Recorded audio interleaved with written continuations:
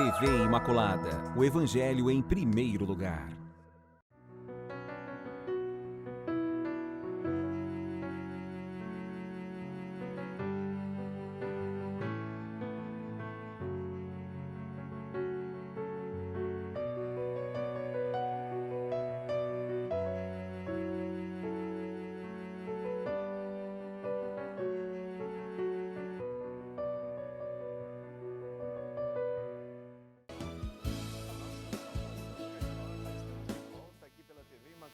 Programa Respostas aqui na apresentação Padre Adriano. Eu quero saudar todos vocês que estão nos acompanhando. O programa Resposta aqui pela TV Imaculada, essa TV que evangeliza, essa TV que informa, essa TV que ajuda-nos a caminhar neste mundo seguindo as indicações, as orientações, seguindo o caminho à luz da nossa fé. Saudação muito carinhosa então a todos vocês, sejam bem-vindos, bem-vindas. Se você não conhece ainda o programa, nós temos 3 blocos e o programa Respostas, ele trabalha 2 momentos. No primeiro deles é o momento da reflexão desse primeiro bloco, reflexão sobre um tema atual a partir da perspectiva da Igreja, a partir do olhar da Igreja, de modo especial daquele olhar como a Igreja se pronunciou no Concílio Vaticano II, seguindo, na verdade, aqui a gente segue uma sequência numérica do documento que trata sobre as relações entre a Igreja e o mundo contemporâneo. No segundo e terceiro bloco, a dinâmica muda um pouco e a gente trabalha respondendo às perguntas que o nosso público nos envia. Então, nós temos uma participação aqui sempre muito vasta e eu quero saudar todos vocês também. Se por acaso alguém está nos acompanhando para além aqui dos limites geográficos da cidade de Campo Grande, Mato Grosso do Sul, que essa TV também quer ser este sinal também para você que não é daqui. Então, nossa saudação carinhosa e vamos para o nosso trabalho. Como eu dizia para vocês no início, nós temos agora nesse programa, nessa primeira parte, uma reflexão. Gente, hoje mais do que nunca é necessário reflexão, refletir.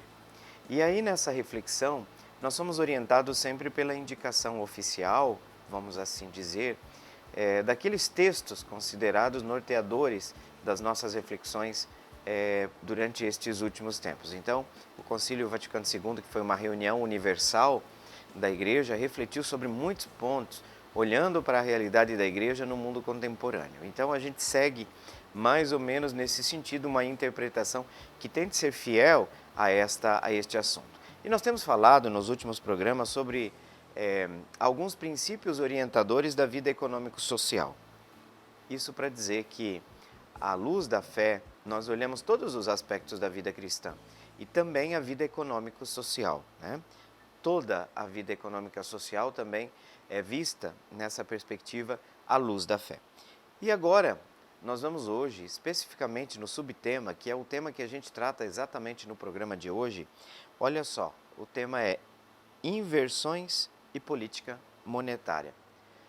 Não vou me abster agora nesse momento de fazer normalmente aquilo que a gente faz, uma introdução sobre a reflexão, mas vou deixar vocês disponibilizar agora, né? A gente vai ler para vocês esse texto que vai nos iluminar, sobretudo o que significa essas inversões que está sendo colocada aí no tema. Então agora nós vamos para a leitura do número 70 da Gaudium et Spes com o tema Inversões e Política Monetária.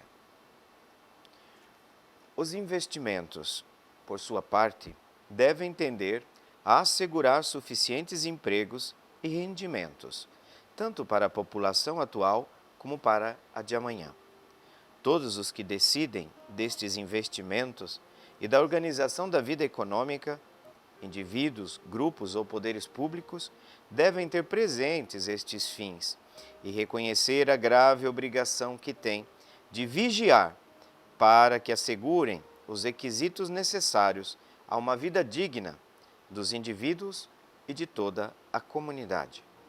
E ainda de prever o futuro e garantir um são equilíbrio entre as necessidades do consumo odierno, individual e coletivo, e as exigências de investimentos para a geração futura.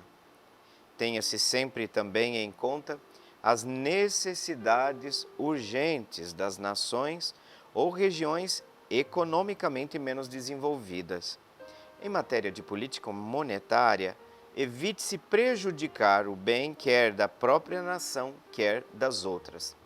E tomem-se providências para que os economicamente débeis não sofram injusto prejuízo com a desvalorização da moeda. Gaudium et Spes, número 70. O que faculta a Igreja opinar sobre estas questões? Se nós entendemos que o Evangelho ele é uma forma de viver, uma forma de conceber a vida, ele é também uma luz. E essa luz deve iluminar nossa vida individual. E talvez muitos de vocês achem estranho que a Igreja vá falar de economia, porque, por vezes, nossa evangelização se centrou demais no indivíduo, na pessoa. Numa interpretação individualista da frase, por exemplo, salve a tua alma. Que importa? Eu. E a gente percebe também o reflexo dessa mentalidade intimista em muitos dos cantos religiosos de hoje. E aí você faz uma comparação entre os cantos litúrgicos, que falam um pouco mais, que introduzem a realidade eclesial e comunitária, e você vai perceber que a ênfase dos cantos é a estabilidade de vida emocional do indivíduo, da pessoa, o eu no centro. Então, claro que vai parecer estranho que a Igreja venha falar de economia quando nós estamos acostumados a pensar que a Igreja quer salvar um indivíduo e visto como se ele fosse uma ilha, fora do contexto, fora da humanidade, inclusive fora do contexto social em que nós vivemos. Tudo tem repercussão na nossa vida de fé também, inclusive a vida social. E nesse sentido, nós olhamos para o Evangelho, para as reflexões da Igreja, não como um dogma, porque esse, claro, não é o campo. A Igreja não tem leituras dogmáticas sobre o campo econômico. Isso não quer dizer que a Igreja não tenha um posicionamento em relação, um macro, digamos, relacionamento com esses temas, por conta dos valores que ali estão implicados. Por isso que o Evangelho ilumina também essa questão econômico-política. Veja, você vai perceber que o tempo todo, se você está acompanhando os últimos programas, a doutrina social da Igreja enfatiza a dignidade da pessoa humana, colocando-a no centro de todos os processos políticos e econômicos. Nada que venha a ferir, né, ou melhor dizendo, tudo aquilo que venha a ferir o princípio da dignidade dessa pessoa humana deve ser abandonado, devem se criar outras formas e o sistema precisa ser constantemente corrigido exatamente a partir desses critérios e valores. Então veja, apresentar que é necessário assegurar suficientes empregos e rendimentos, já fazendo uma ponte entre a humanidade, a sociedade, a população atual e aquela futura, porque nós não podemos perder de vista o diálogo e intercâmbio, pensar também no futuro. Nossas decisões de hoje têm que ter em conta que mundo nós vamos deixar para as gerações futuras. E veja que aqui se bate de novo na tecla quem é que decide a questão econômica, a questão da organização econômica, seja dos indivíduos ou do ponto de vista dos poderes públicos, tem que ter presente os fins. Qual é o fim da vida econômica? Não é o lucro, mas é o pleno desenvolvimento da pessoa humana, da sociedade, e isso pensado de maneira muito integral. Então, aí por isso vai se dizer que tem que reconhecer a grave obrigação de vigiar para que se assegurem os requisitos necessários a uma vida digna, seja do indivíduo, seja da sociedade. Vocês estão vendo aqui o núcleo da doutrina social da Igreja, que coloca aí que tem que se levar em conta o fato de que é necessário prover uma vida digna dos indivíduos e também da própria comunidade. Nesse sentido, é por isso que se pensa a necessidade do emprego, a necessidade do trabalho como uma forma, né? Um caminho para a dignidade, para a dignificação da pessoa humana. E aí vai se falar também que nós temos que prever o futuro. Isso para garantir, gente, um equilíbrio entre as necessidades de consumo atuais e aquelas das gerações futuras, né? Tendo em vista sempre, olha só, o bem do indivíduo, mas também o bem da coletividade. Sabe por quê? Porque tem um princípio da doutrina social que a gente não pode esquecer nunca. O princípio do bem comum. O que é a política? A política tem um difícil, desafiador trabalho de conciliar grupos, interesses de grupos, com o interesse da coletividade. Porque se o interesse de grupo fere o interesse da coletividade, isso não pode acontecer. Então, por isso que muitas vezes eu questiono, né? Quem é representado mesmo no nosso Congresso Nacional? Quem é aqui? Quem são? A maioria das pessoas que estão ali representam quem? Qual classe social? Qual grupo? Nós temos que perguntar isso, porque numa democracia a política da representatividade não deve sobrepor em nenhum momento. Ainda que eu seja eleito de um determinado partido A ou B, eu sou obrigado a ter sempre diante de mim a visão do todo. Por isso essas histórias de bancadas aí, gente, já falei para vocês que viram lobby. Eu não gosto de bancada evangélica, eu não gosto nem de bancada católica. Porque lá normalmente tem católicos e evangélicos com uma linha, com um estilo de ser católico. Tem algum problema nisso? Não, mas não é a totalidade dos católicos na compreensão, inclusive, da ideia de evangelização, a ideia de igreja. Que conhecimento de doutrina social têm os defensores do catolicismo na bancada do Congresso? Qual que é o conhecimento de doutrina social que esse pessoal tem? Moral, a moral social. A moral cristã, de modo geral, que inclui a moral, né? Então, vira um pouco defesa de... em nome da defesa dos valores. Ótimo. Claro que é defesa dos valores e nós temos que ter uma articulação política. Entendam. Entendam. A articulação política, envolvimento político, sobretudo você cristão leigo. Nós padres, né, nós temos que saber o nosso lugar também. Porque as responsabilidades aqui, mas o campo da política é um campo que nós não podemos nos furtar jamais. Mas tomar cuidado que em nome da defesa dos valores, o que a gente está defendendo, se não é um estilo de ser igreja. Né? E a gente não pode perder a visão do todo. Não estou dizendo que todo mundo esteja nessa linha, que necessariamente porque eu olho o particular eu esqueço a visão do todo. Então vamos defender nossos valores, vamos, mas sem formar grupos de poder, né? Nesse sentido que termina criando o famoso lobby, né? O lobby dentro, lobby da bala, lobby do agro, nós temos que tomar cuidado. Tem lobby do pobre lá também? Tem? Tem. Vai ter alguém que pensa neles também? Tem. Sei. Então, nós não podemos perder de vista o todo, gente. Então, essa questão econômica também, vejam, não deixar que o interesse de grupos se sobreponha ao interesse coletivo. E por último, eu vou terminar essa reflexão dizendo que na época nós tínhamos, por exemplo, países em vias de desenvolvimento, ou chamávamos na época países subdesenvolvidos, entre os quais estávamos nós, uma dívida que pesava muito, uma dívida monetária internacional terrível. E aqui está se pedindo um equilíbrio que seja capaz de ajudar, de não pesar demais para os países em vias de desenvolvimento. Porque hoje a gente tem essa nominação um pouco aí distinta, né? Os países em via de desenvolvimento, né? E cuidar, olha só, até o tema que aparece no finalzinho do número 70, cuidar com o prejuízo que causa para uma nação a desvalorização da moeda. Porque a gente percebe que todos esses mecanismos do mercado, por vezes, eles não são humanos, tá? Por isso que a igreja não diz, não pode ter Estado demais, mas não pode ter ausência total de Estado, porque se deixar completamente nas mãos do mercado, não é que as coisas vão melhorar muito, não. Vai crescer para multiplicar. Até hoje estou esperando a multiplicação. Até hoje, né? Não multiplica. A gente sabe do egoísmo humano, as pessoas, a sede, né, de dinheiro, de poder. Quanto mais tem, mais quer. Então a gente precisa realmente ser uma voz contrária. Ser contra a corrente não é só ser contra a moral sexual libertária do mundo, não, tá, gente? tem que também tem que bater também no liberalismo do ponto de vista econômico, no sentido ismo, né? O ismo não é economia liberal, não estou falando da iniciativa privada, que por sinal é um elemento muito importante também nessas sociedades democráticas, não é isso.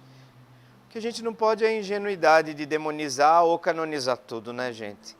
Nem demonizar, é o demônio, porque tem gente que fala mais no demônio do que em Deus, mas olhar, né, a perspectiva geral e fazer críticas, ser capaz de fazer críticas capazes de ajudar esses movimentos sociais, econômicos, políticos, né, a pensar no bem de todos e para todos, para que todo mundo saia ganhando, tá certo? Chegamos ao final desse primeiro bloco, já me avisaram aqui, nós vamos para o nosso intervalo e voltamos na sequência. Até daqui a pouco.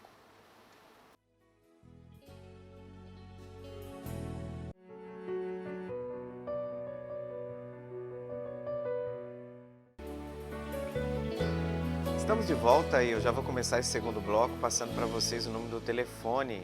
Nós gostaríamos de avisar porque tem muita gente de fora já participando do nosso programa. Nós somos a TV Imaculada aqui de Campo Grande, Mato Grosso do Sul. Fazemos parte de uma rede de comunicações, a Rede Imaculada de Comunicação. Sejam muito bem-vindos. E falando em gente de fora, olha da onde chegou esse abraço, gente. Que eu retribuo assim, sabe? Aquele abraço bem apertado, aquele abraço demorado. É a Marivone, isso, Marivone Gonçalves Moreira. Nosso abraço, Marivone.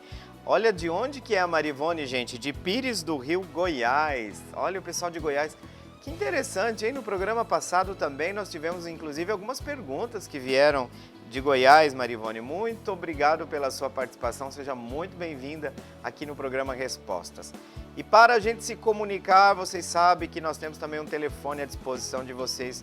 Lembrando, para quem está fora, que o nosso código do telefone é o 67, porque nós estamos em Mato Grosso do Sul, hein? Pelo amor de Deus, pelo amor do Santo Cristo, põe do Sul aí.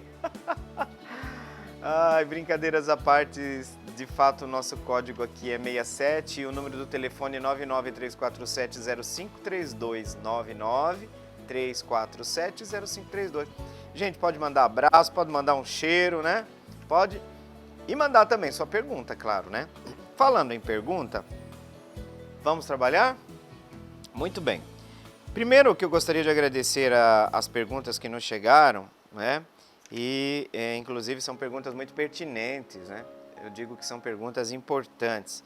E aí a gente vai fazer aquele famoso giro de reflexão em torno das perguntas que vocês nos trazem. Porque aqui no programa não é assim, você pergunta, eu vou dizer sim e não. Sou contra ou sou a favor, né? Somos contra ou a favor. Não, aqui a gente vai buscar o argumento em torno da questão. Isso é importante. Eu sempre digo aqui que o giro em torno da questão é exatamente porque uma pergunta está sempre entrelaçada, a gente percebe, com outras dinâmicas. E essa pergunta é do João Pedro, do Jardim Centenário, aqui de Campo Grande, Mato Grosso do Sul. Uma saudação muito carinhosa também para vocês lá do Jardim Centenário. Tá tudo na paz por aí? Muito bem, Jardim Centenário, eu lembrei agora aqui onde que se situa geograficamente, porque eu sempre digo que o GPS do padre é quebrado, não funciona, né? Eu não vivo hoje, hoje em dia, como diz o eu não vivo hoje sem Nossa Senhora e sem meu Waze. Brincadeira, né? O aplicativo aí do GPS, olha só. É uma boa descoberta, né? Olha, parabéns para quem inventou. Vamos lá, pergunta do João Pedro, nos tempos atuais, quais são os métodos mais corretos para se evangelizar?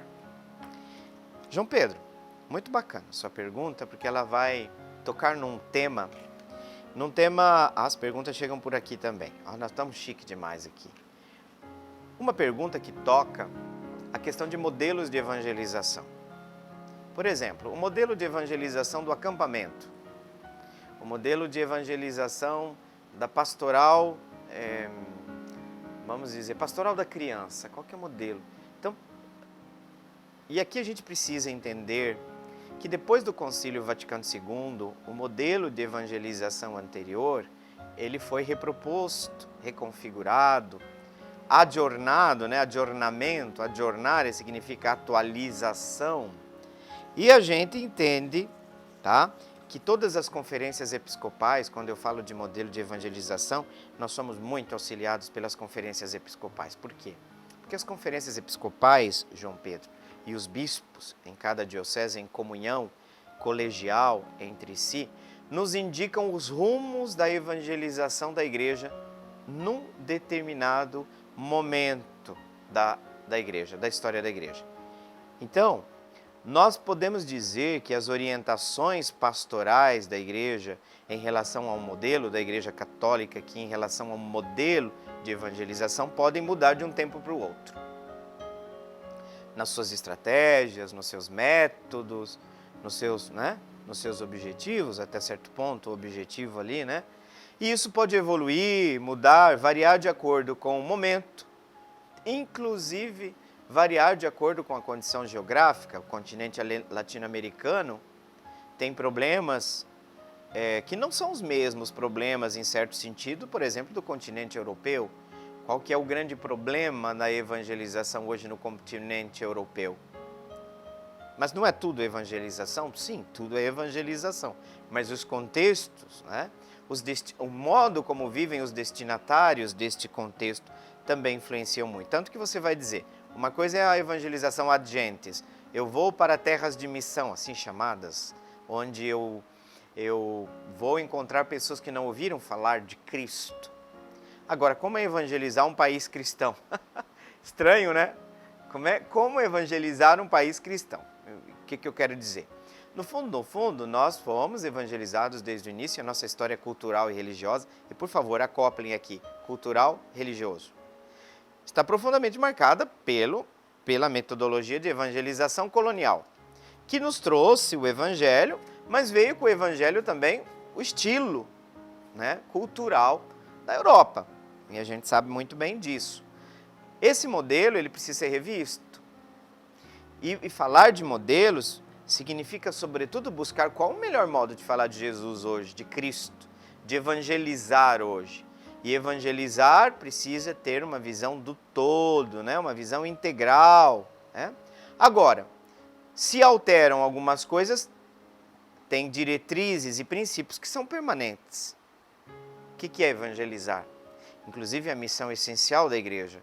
Então ninguém está discutindo aqui que a igreja não deve evangelizar. A questão é como? Qual é o modelo de evangelização? Tá? E nesse sentido, né, as bases, nós vamos dizer nas diretrizes, princípios gerais, né, que estavam presentes na fase pré-conciliar, que estavam em vigor, né, eram considerados importantes naquele contexto. Agora, nós não estamos mais no modelo de cristandade onde nascer significa crescer como cristão. Você vai na escola, a escola confirma a sua fé. Você vai vamos dizer assim, você vai na empresa, todos os meios formam, digamos, aquela consciência no modo de evangelizar. Agora, qual é o método mais correto? Quando João Paulo II falava nova evangelização, novos métodos, novo ardor, João Paulo II cansou de falar isso. Eu não sei se a gente aplicou muito, mas de qualquer forma a gente tem que evangelizar com a igreja. Não é seguir caminhos paralelos. Em comunhão com o Papa, em comunhão com os bispos, em comunhão com a conferência episcopal local, né? Exatamente. A gente precisa estar em comunhão. Uma das coisas que a gente fala é que o melhor modo de evangelizar, em primeiro lugar, é o serviço da igreja, onde ela chega e onde ela evangeliza. Eu vou chamar de outro modo, o testemunho da vida cristã. Quer evangelizar? Olha só, nós temos que passar de uma igreja evangelizada a uma igreja evangelizadora. Mas uma coisa tem a ver com a outra? Tudo. Então, cada cristão, em primeiro lugar, quer ser um evangelizador, tem que olhar, em primeiro lugar, para si mesmo, para a própria vida. Somos encorajados, nós cristãos, a viver uma vida que reflita, né, os ensinamentos de Cristo em todas as áreas da nossa vida. Eu escuto assim as pessoas falarem, esses tempos, né, uma discussão com uma pessoa que chegou assim, olha, padre, eu tenho verdadeira admiração por Cristo, mas seus seguidores um pouco menos. A gente sabe que a busca desse testemunho é algo sempre muito importante. Então, o exemplo, o testemunho de uma vida virtuosa, de uma vida vivida de acordo com o Evangelho, é sempre a arma, digamos, a propaganda mais poderosa, né? A forma poderosa de evangelização, em primeiro lugar, é o testemunho, eu diria, viu, João Pedro? Por isso que nós temos que estar sempre passando pela quaresma, né? A própria comunidade cristã entra no ciclo do ano litúrgico. A quaresma, naquele tempo, antes da Páscoa, no tempo litúrgico, a própria comunidade cristã precisa se tornar um testemunho mais brilhante, mais evidente, uma luz mais clara de que ao nos olhar eles veem Cristo. Eles veem em nós aquele que nós estamos levando, evangelizando. Uma campanha de evangelização hoje em dia tem que ter em conta também o diálogo interreligioso. Nós não vivemos mais numa sociedade que é só cristã, que nem é somente católica. Mas aqui eu vou falar em primeiro lugar do diálogo interreligioso. Tem que ser um modelo de evangelização que respeite a pluralidade de opções, de escolhas. Então a Igreja Católica nesse momento ela tem que promover o diálogo respeitoso. Gente, eu fico tão chateado com as pessoas usando Nossa Senhora para ficar atacando os nossos irmãos evangélicos. Por quê? Porque o tempo inteiro nós temos que estar atacando alguém. Tem católico que eu acho que se não tiver um inimigo para bater, ele não sabe o que é ser cristão. Capitaneados pelos youtubers da vida, né? Que adoram, tá atacando as pessoas. Linguagem respeitosa. Uma evangelização tem que ter uma linguagem respeitosa. O que está acontecendo? A gente não vai crescer nunca. Linguagem respeitosa em relação às pessoas que não creem como nós, né? As outras tradições religiosas. Respeito. Queremos para nós também, claro, né? Pelo amor do Cristo. Isso inclui também, no campo do diálogo interreligioso, ô João Pedro, por exemplo, esforços para entender a visão do outro, respeitar as crenças, as práticas de outras religiões, bem como encontrar pontos de convergência. O que significa? Vamos ressaltar aquilo que nos une, aquilo que, né, congrega. Então, nesse sentido, evitar qualquer uso discriminatório. E o Brasil tem leis para isso. Esses dias nós soubemos que em Dourados teve de novo um ato de vandalismo. Foram lá, a imagem de Maria, com o título Nossa Senhora das Graças, que estava ali na frente da igreja, foi quebrada, derrubada. Essas coisas são inconcebíveis. Como é inconcebível também o pessoal que vai lá no terreiro, das igrejas de... Como que é o termo, gente? Igrejas de influência afro, né? Por quê? Para quê? Isso é crime. Sem contar que isso é crime. Outra coisa que a evangelização tem que ser hoje, João Pedro, contextualizada. Reconhecer a importância, né? A encarnação, o que Jesus se fez um de nós em tudo. Se Jesus se fez de nós um em tudo, se fazer em tudo com aqueles que nós evangelizamos. Famoso, chorar com os que choram, rir com os que estão rindo. Tem que ser uma evangelização contextualizada. Essas evangelizações de massa, tem que tomar muito cuidado, muito cuidado. A TV também tem que cuidar, hein? Tem que cuidar. Estar em sintonia com o modo de evangelizar da igreja e que requer uma evangelização contextualizada. Perceber a importância de adaptar a mensagem do evangelho à cultura, às circunstâncias atuais, também um outro ponto que a gente poderia dizer aqui, que a evangelização tem que levar em consideração as necessidades específicas de determinadas comunidades, de determinadas pessoas às quais ela se dirige. Também hoje, uma coisa que está faltando muito, na moral parcial das pessoas, está faltando uma evangelização que leve em conta a doutrina e o ensinamento social da igreja. Gente, tem evangelizador, não sei, nas redes sociais, nunca fala de doutrina social. É eu, cuida de mim, da minha casa, da minha vida, é só eu. Está faltando a visão de que a evangelização contempla a dimensão do serviço. Se eu encontro alguém com fome, essa fome não me é indiferente se eu sou evangelizador, meu Deus. Vou pregar o evangelho, o cara tá com a barriga roncando, tá com fome, não sabe a hora que vai comer. Aí eu vim aqui para falar de Jesus. Mas vá. Gente, o serviço aos necessitados, aos excluídos, aos marginalizados é parte integrante da evangelização. Parte integrante da evangelização. A doutrina social não é um apêndice, porque a dimensão do serviço, onde a igreja serve pastorais sociais, as crianças, gente, o testemunho é enorme. E por vezes a evangelização não começa falando, o anúncio tem que sempre estar junto, mas vem o serviço da caridade, o serviço da ação que repercute no social, da ação do evangelho. Os católicos devem mostrar um amor de Cristo na prática, não numa mera teoria bonitinha, levada para aliviar e anestesiar nossas consciências, como diz Papa Francisco. Chegamos aqui ao final desse primeiro bloco e eu vou dizer para vocês que eu vou voltar, tá? Não terminei não. João Pedro, eu não terminei sua pergunta não, eu vou voltar no terceiro e último bloco, tá certo? O João Pedro, para quem chega agora, está perguntando o que ele acha que são os modelos de evangelização mais adaptados aos tempos atuais, tá certo? A gente vai para o intervalo e voltamos na sequência.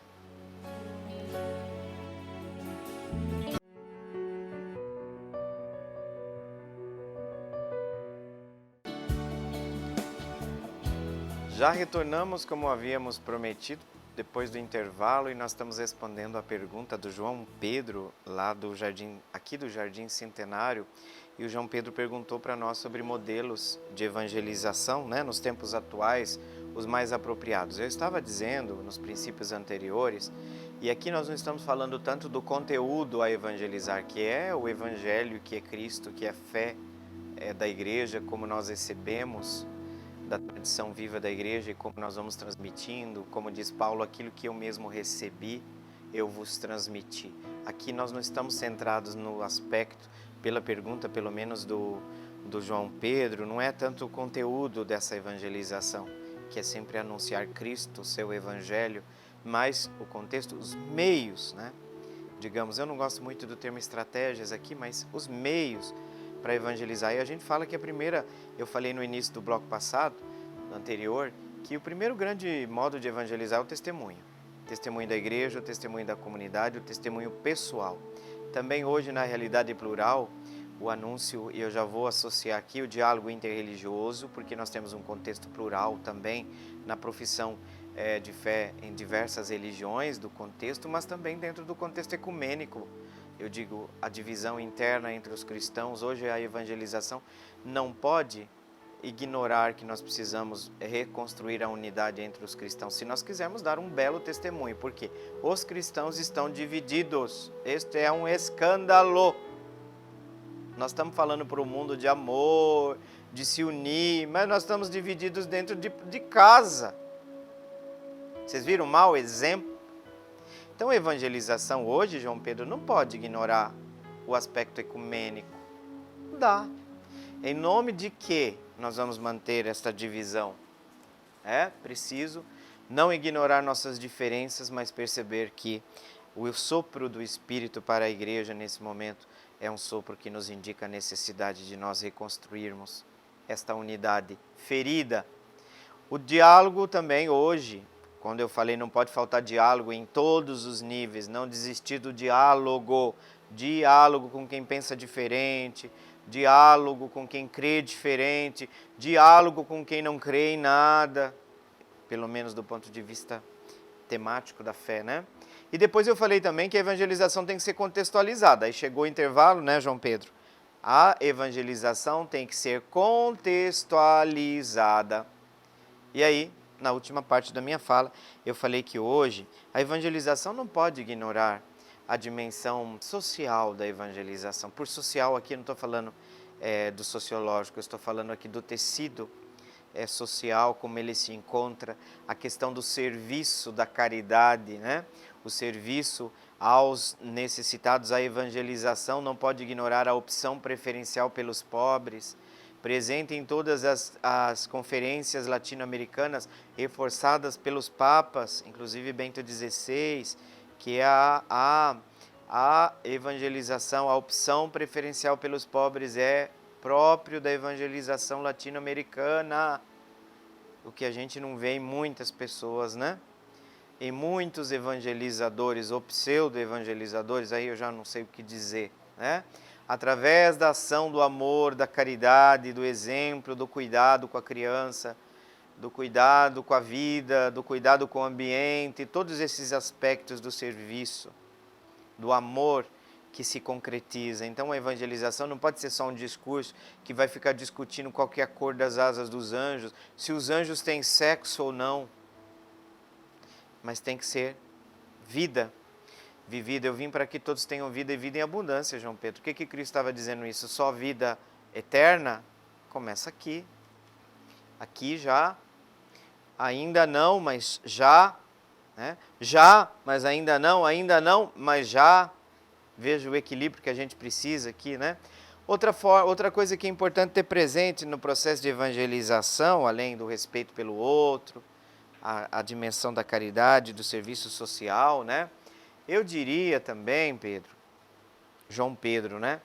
Que hoje a utilização é muito importante, os meios de comunicação e tecnologia, né? Aproveitar os meios de comunicação modernos, como a internet, as redes sociais, para alcançar o quê? Um público cada vez mais amplo, para fazer chegar a esse público a mensagem cristã. A produção de conteúdos, recursos, né, que possam educar, inspirar as pessoas em sua jornada espiritual, em sua caminhada de fé nesse mundo, né? E também tem que ser uma evangelização, João Pedro, que leve em conta a formação. É importante que essa evangelização seja capaz de formar. Não é só informar. Às vezes eu posso ter um monte de conceito na minha cabeça, mas não necessariamente eu não me aproprio dessas informações. Quando há apropriação, eu falo que há formação. Precisa-se muito hoje de formação. E também a evangelização, eu vou juntar com formação catequese. Formação e catequese. O modelo de evangelização não pode prescindir da importância hoje que as pessoas têm de conhecer, né? Investir na formação contínua dos fiéis, cursos de vários níveis, né? Cursos teológicos de graduação para leigos, né? Para os cristãos leigos, para que cada pessoa possa responder de maneira um pouco mais profunda às grandes questões atuais, aos grandes desafios que a fé encontra, né? Para que a gente possa entender melhor nossa fé, para compartilhar com os outros. E também uma catequese eficaz, uma catequese renovada, uma catequese abrangente, uma catequese integral que una razão, coração, corpo, alma, tudo. A dimensão integral para a transmissão da fé, né? De certa forma, em síntese, João Pedro, se você pegar o documento Ação Evangelizadora da Igreja no Brasil, Diretrizes Gerais da Ação Evangelizadora da Igreja no Brasil, nossa, ali você vai ter esses tópicos muito, muito claros. E lembrando, né, de que esses tópicos refletem, de fato, as diretrizes gerais que estão em vigor também no caminho da Igreja, no caminho da evangelização da Igreja. As orientações mais específicas, mais atualizadas, acontecem também por conta dos posicionamentos do bispo local. O bispo local é o grande guardião, né? Então, como que a gente tem que evangelizar na igreja local, na diocese? Em comunhão com o bispo. Em comunhão com o bispo. Hoje em dia isso se tornou mais difícil com o magistério paralelo, né? Porque a gente percebe que aquele estilo de evangelização paroquial, geográfica, não funciona. Não funciona tanto por quê? Que a gente precisa rever, né, novos métodos. Porque as paróquias hoje elas são mais pessoais, no sentido de que uma pessoa numa mesma cidade, ela mora numa paróquia e ela vai para outra, de acordo com com a sua proximidade, com o seu interesse. Então, nós precisamos entender que também a Conferência Episcopal precisa estar mais atenta aos modos e meios de evangelização das redes sociais e as TVs. Ah, mas eu gosto. Ah, que bom que você gosta. Mas religião não é só terapia. Uma espiritualidade, cuidar com modelos de evangelização, cuidar com estilo de espiritualidade, né? Também morais parciais. Tudo isso tem que ser levado em conta, gente. Tudo isso. O bispo local tem que levar em conta. E ele é ali o pastor supremo daquela igreja local. Ah, mas na internet fulano disse, padre disse. Você tem o bispo. O bispo é o sucessor do apóstolo. Tá aí, meu nego. Tá aí. Tá aqui. Nossa fé diz que o bispo é o sucessor do apóstolo. Você imagina? Você chegar para Pedro, Pedro, ó, vamos nós aqui que vamos evangelizar. Não tá certo não, viu? Não cabe a nós, né? A gente precisa realmente essa obediência, essa capacidade de pensar com a igreja, de celebrar com a igreja, de evangelizar com a igreja, seguir o caminho das diretrizes da igreja, são fundamentais nesse momento. Comunhão com a igreja. Muito bem, chegamos ao final do nosso programa, deixando aquele abraço também, implorando do bom Deus, por intercessão de Maria Imaculada sobre você, sobre sua vida, sobre seu trabalho, você aqui de Campo Grande, você de todas as partes desse país, se está nos acompanhando pelo aplicativo, pelo site da Milícia Imaculada, vamos invocar a bênção de Deus, o Senhor esteja convosco, Ele está no meio de nós, que pela intercessão de Maria Imaculada desça sobre vós a bênção de Deus Todo-Poderoso, Pai, Filho e Espírito Santo. Amém. Com um abraço, com a bênção de Deus, a gente termina esse programa. Na promessa do reencontro, ficamos por aqui. Salve Maria Imaculada. Senhor, meu coração é para ti, Senhor. Meu coração é para ti, Senhor. Meu coração é para